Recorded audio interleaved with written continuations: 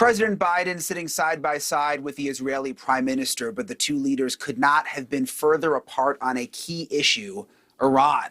The Israelis, despite a change in government, still wanting nothing to do with an Iran nuclear deal. The president, on the other hand, is hoping for new talks with Iran, something Israel fears will lead to Iran actually getting nukes. We mean what we say. They have an opportunity to accept this agreement's been laid down. If they don't, we made it absolutely clear. We will not, let me say it again, we will not allow Iran to acquire a nuclear weapon.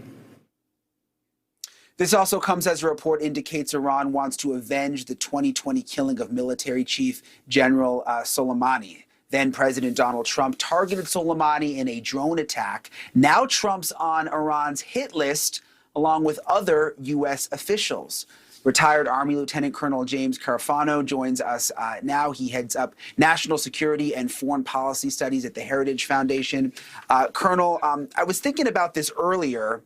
It does seem sort of strange that we want to have talks with Iran while at the same time Iran wants to kill our former president and several of our officials. It sort of doesn't add up in a way. Yeah, well, it does when you realize that everybody in the Biden administration are the exact same people in the Obama administration, and they're doing the exact same thing. They just have this blind faith that they can engage Iran and somehow Iran's behavior is going to improve, even though under Obama, the more they engaged Iran, the more dangerous Iran became because the less they feared the United States. Iran uses terrorism and assassination as an instrument of foreign policy, just like Putin uses invading countries as part of foreign policy. This is a reality. And this administration just continues to believe that if they just can find whatever the Iranian want and give it to them, they'll stop. And there's just no evidence that that's true. So do you think these are real threats? I mean, is Iran actually trying to kill former President Trump? Are they actually trying to kill Pompeo, or is this all just talk? Well, it's consistent with previous Iranian behavior. For example, I live in Georgetown in Washington, D.C. I frequent a restaurant called Cafe Milano. The Iranians wanted to hire somebody to drive a car bomb up to them in front of the cafe and blow it up and kill the Saudi ambassador. That was a real thing. They've tried to hire terrorists to come in the United States and kill people. So the notion that they would actually try to kill a U.S. official, absolutely. And the fact that they would do that and then continue to not worry about the United States coming on bended knee and try to engage with them, that actually empowers them to be more dangerous. Look, here's what the Iranians would do. They would do something of plausible deniability. On the one hand, they would say, oh, that wasn't us. But they would wink and say, well, of course it was us. And then the United States would be trapped. Well, what do we do?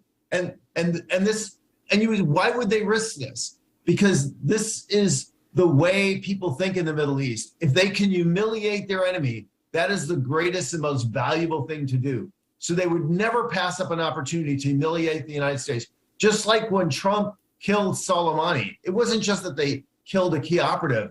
They humiliated and embarrassed the regime, and they lost face in front of the entire region. And so, yeah, of course they want revenge.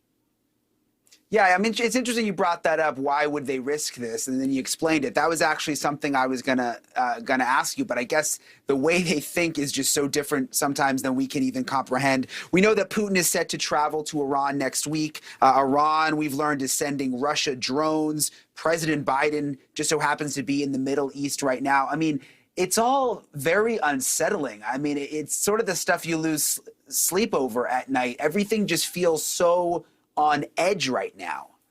Well, it's absolutely connected.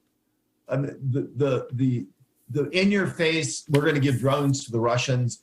Putin coming to the Middle East and meeting with the Iranians to just essentially humiliating Biden by saying, look, I can go to the Middle East and meet with people. It is dangerous. Beyond the actual physical war in Europe that's threatening to destabilize Europe, the number one area I worry about is the Middle East, because what Biden is doing is absolutely reckless. I mean, it's literally the kid throwing matches into the firework factory. And The real wild card here is one of two things are going to happen. If Iran gets close to a nuclear weapon, the United States isn't going to do anything. Biden is nonsense. Israel will take action. That will result in a real shooting war between Israel and Iran and all the countries caught in the middle. If for some reason Israel doesn't do that and Iran actually becomes a declared nuclear power, Turkey's not going to stand by and be idle. They're going to become a declared nuclear power. Saudi Arabia is, Egypt is, and we will wind up with a massively proliferated Middle East with nuclear weapons. And these people are going to be faced with using these things or finding other ways to fire and shoot. It's like, I hear you. It's like all the dominoes scenario. start to fall. That's why I think in the beginning when people thought Ukraine wasn't a big deal, it's like, but this leads to that and that leads to this, and it just goes on and on and on. Thank you so much for coming on. We appreciate you coming on tonight, James. Hey, thanks for having me.